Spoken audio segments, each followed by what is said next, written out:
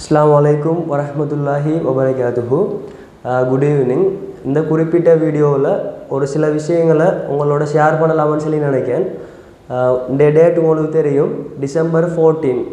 இந்த டிசம்பர் 14ங்கிறது எந்த லைஃப்லையும் இந்த ஃபிசிக்ஸ் ஜேர்னிலையும் மறக்க முடியாத ஒரு நாளாக தான் இருக்கும். அதாவது உங்களுக்கு நார்மலாகவே தெரியும், எந்த குறிப்பிட்ட கிளாஸ் விஷயங்களை நான் ஸ்டார்ட் பண்ணுறதுக்கு முதற்கட்டமாக நான் டெலிகிராமில் ஒரு சேனல் ஒன்று ஓப்பன் பண்ணியிருந்தேன், ப்ராக்டிஸ் ஃபிசிக்ஸ்ன்னு சொல்லி.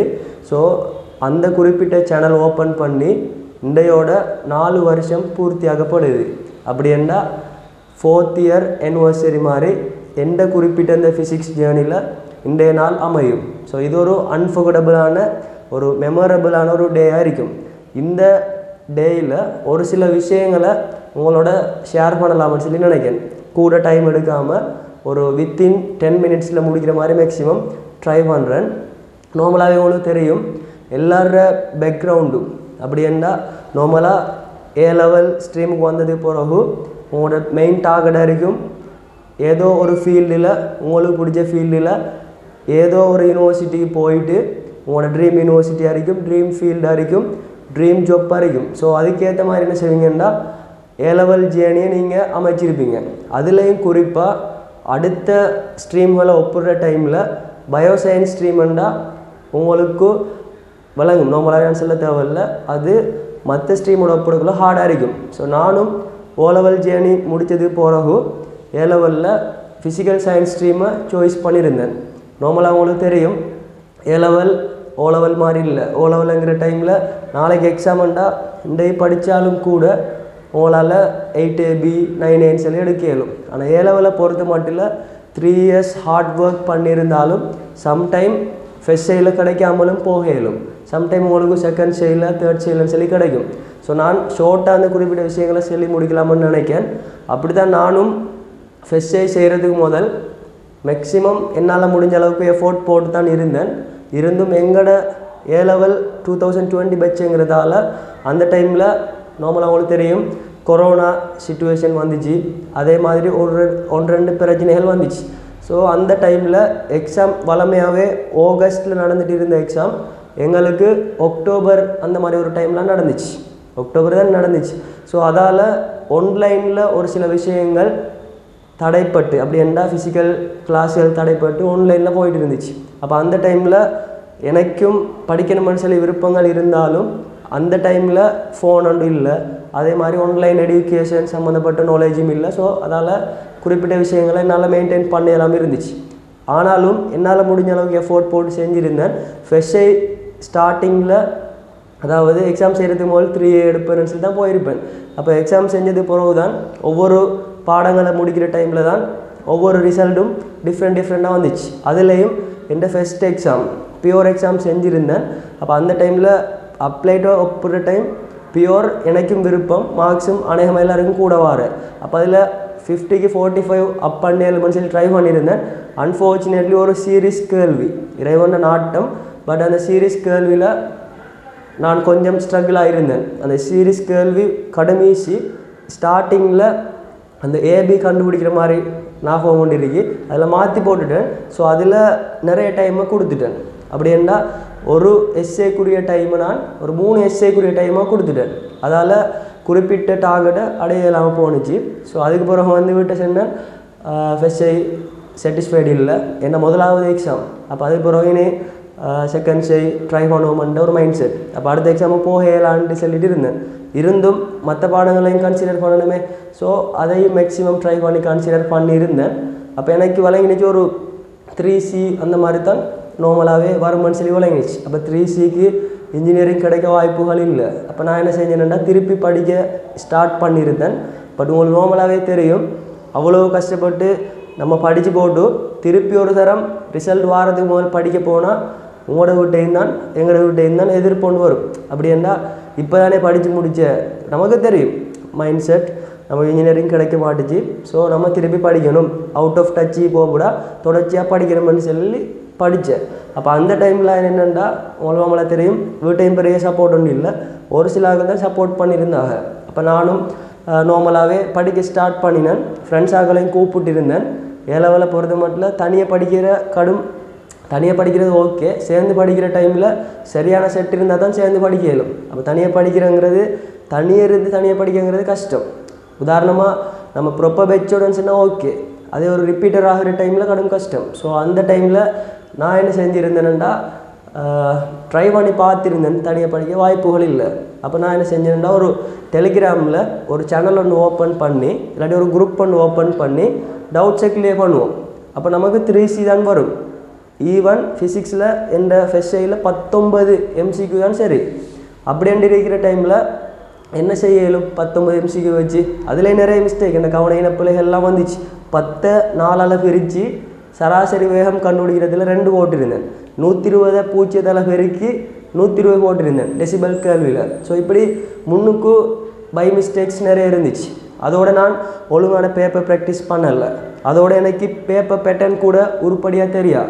நான் போன இடத்துலையும் ஒரு குறிப்பிட்ட செல்லிருந்தாக செர்மரை பற்றி நம்ம குறை சொல்லக்கூடாது.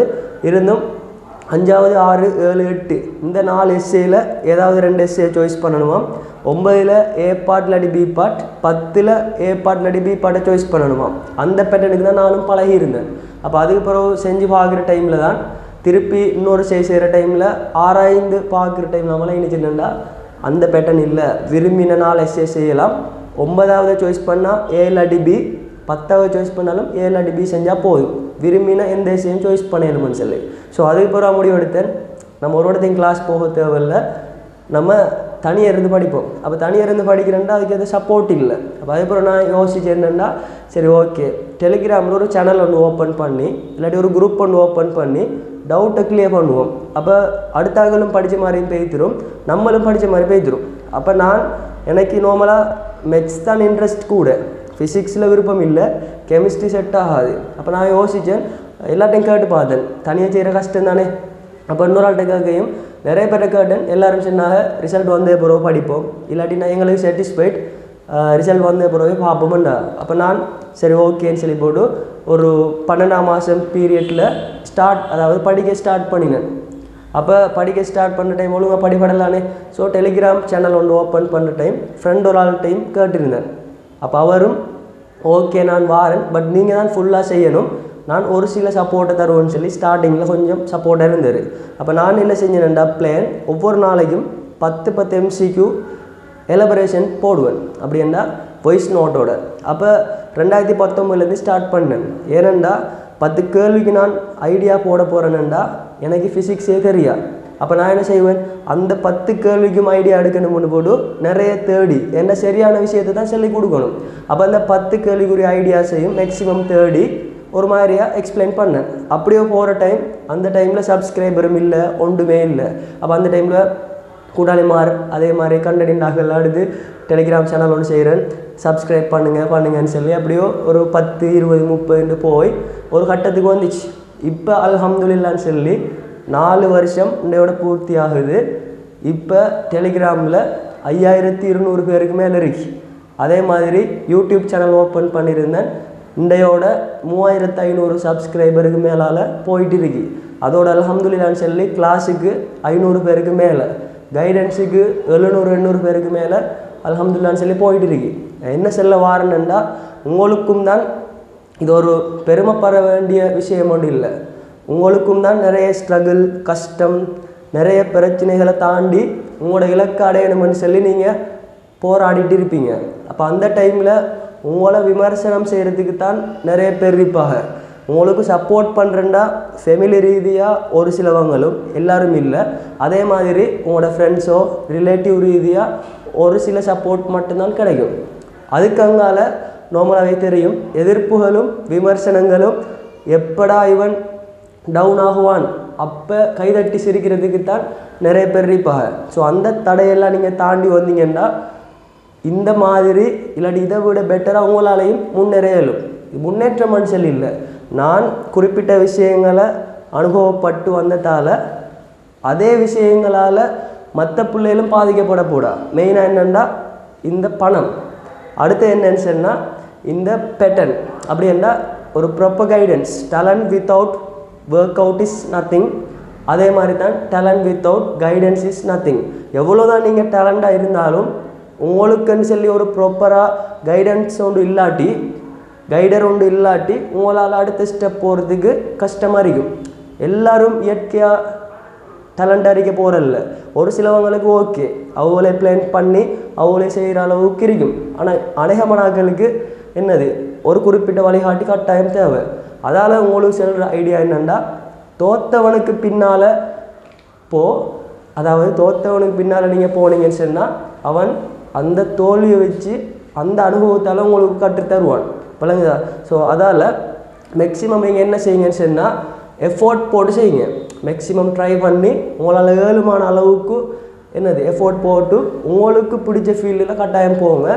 அதோட இப்போ கூட நான் ஒரு மோட்டிவேஷனாக அதே மாதிரி ஒரு சில விஷயங்களை ஷேர் பண்ணுறேன். இருந்தும் இப்போ கூட விமர்சிக்கிறதுக்கு தான் நிறைய பேர் இருப்பீங்க, ஜஸ்ட் ஒரு விஷ் பண்ணுறதுக்கும் நிறைய பேர் இருக்க மாட்டீங்க.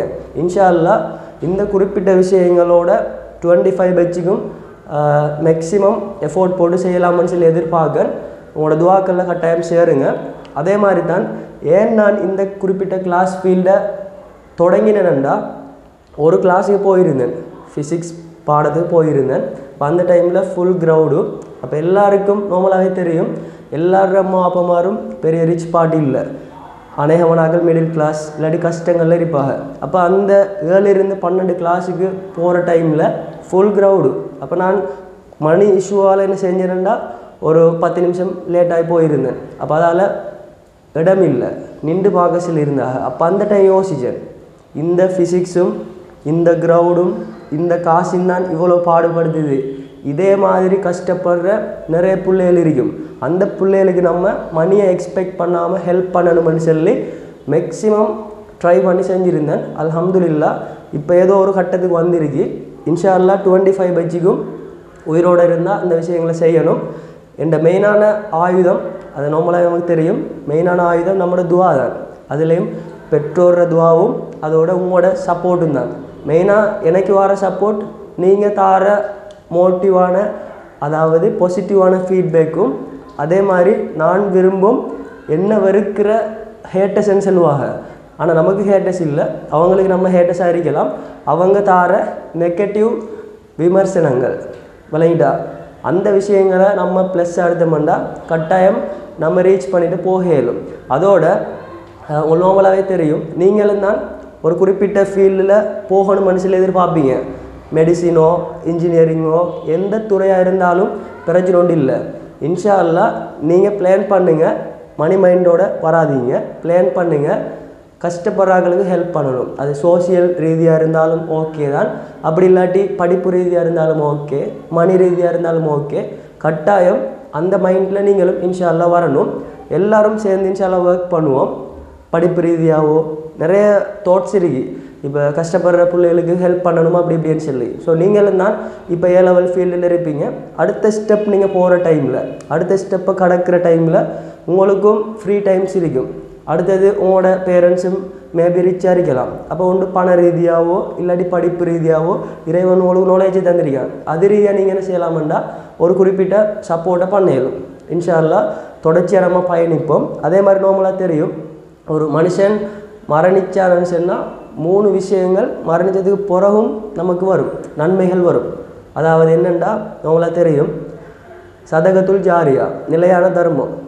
நீங்கள் ஒரு நிலையான தர்மம் உண்டை நீங்கள் மரணிக்கிறதுக்கு முதல் செஞ்சுட்டு போனால் நீங்கள் மரணித்ததுக்கு பிறகும் அதால் உங்களுக்கு தொடர்ச்சியாக நன்மை வந்துகிட்டே இருக்கும். அதே மாதிரி நல்ல பிள்ளைகளை பெற்றா அந்த பிள்ளைகள் கேட்குறதுவா, அதுக்கு நம்ம இன்னும் கல்யாணமே முடிக்கல. அடுத்த ஆப்ஷன் என்னென்னா உங்களுக்கு தெரிஞ்ச கல்வியை நீங்கள் இன்னொரு ஆளுக்கு கொடுத்தீங்கன்னு சொன்னால் அதால் நீங்கள் மறைஞ்சது பிறகு பலனடைய உங்களுக்கும் நன்மை வந்துட்டு இருக்கும். ஸோ இந்த குறிப்பிட்ட விஷயத்தை நீங்கள் கன்சிடர் பண்ணுங்கள். நீங்களும் தான் ஒரு கிளாஸ் ஃபீல்டுக்கு போக விரும்பலாம், ஒரு இன்ஜினியரிங் ஃபீல்டுக்கு போக விரும்பலாம், ஒரு பிஸ்னஸ் ஃபீல்டுக்கு போக விரும்பலாம். எந்த ஃபீல்டுக்கு நீங்கள் போக விரும்பினாலும் கட்டாயம் சோசியல் மைண்டோடையும் அடுத்தாக்களுக்கு ஹெல்ப் பண்ணணும்னு சொல்கிற மைண்டோடையும் ஒருத்தன் முன்னேறினானண்டா அவனை விஷ் பண்ணுற மைண்டோடையும் வாங்க. அதோடு சேர்த்து மேக்ஸிமம் நீங்கள் ஹெல்ப் பண்ணுங்கள். அதோட கம்பேர் பண்ணோன்னா ஒருத்தன் கொஞ்சம் நம்மளோட உயர்வாக இருக்கானு சொன்னால் அவனோட கம்பேர் பண்ணோன்னா போட்டி போடுங்க, பொறாமப்படவோன்னா. அதோட இன்ஷா அல்லாஹ் துவாக்கல்ல சேர்த்துக்கோங்க, நாங்களும் இன்ஷா அல்லாஹ் சேர்க்கோம். அதே மாதிரி டெலிகிராமில் 5K சப்ஸ்கிரைபரும் யூடியூப்பில் 3.5 சப்ஸ்கிரைபரும் இருந்து உங்களோட சப்போர்ட் மேக்ஸிமம் நீங்கள் தந்ததால தான் இந்த குறிப்பிட்ட விஷயங்கள் இருக்குது. மெயினாக இறைவன நாட்டம், ரெண்டாவது துவாக்கள், நீங்களும் நிறைய துவாக்கள் செஞ்சுருப்பீங்க, உங்களோட சப்போர்ட் தான். அடுத்தது நீங்கள் தர இந்த பாசிட்டிவ் ஃபீட்பேக்ஸ், பாசிட்டிவ் கமெண்ட்ஸ், அதுகள் தான் இந்த இடத்துக்கு நிற்கிறதுக்கு காரணமாக இருக்குது. நான் நார்மலான ஒரு ஆளாக இருந்து உங்களுக்கு அட்வைஸ் பண்ணிடணும். இப்போ நார்மல் தான், ஒரு டிகிரியும் இல்லாமல் ஒன்றும் இல்லாமல் ஸ்டூடெண்ட்டாக இருந்து உங்களுக்கு மோட்டிவேட் பண்ண நீங்கள் கேட்க மாட்டீங்க. ஆனால் இப்போ அல்ஹம்துலில்லாஹ்னு சொல்லி ஒரு அண்டர் கிராஜுவேட் ரீடிங்காக இருக்கிறதால உங்களுக்கு நான் ஒரு சில விஷயங்களை கஷ்டப்பட்டு கடந்து வந்து அதில் பட்ட அனுபவங்களை ஷேர் பண்ணுறதால நீங்கள் கேட்பீங்கன்னு சொல்லி நம்புகிறேன். ஸோ அதே மாதிரி தான் நீங்களும் நிறைய ஸ்ட்ரகிளுக்கு மத்தியில் வந்திருப்பீங்க. ஒரு ஸ்டெப்புக்கு போகிற டைமில் உங்களோட வாழ்க்கையிலேயும் நிறைய கஷ்டங்களை பட்டிருப்பீங்க. அதுகளையும் ஷேர் பண்ணுங்கள், அதுவும் மோட்டிவேஷனாக இருக்கும் இன்ஷா அல்லாஹ். ஜஸாக்கல்லாஹு ஹைர். அஸ்ஸலாமு அலைக்கும் வரஹ்மத்துல்லாஹி வபரகாத்துஹு.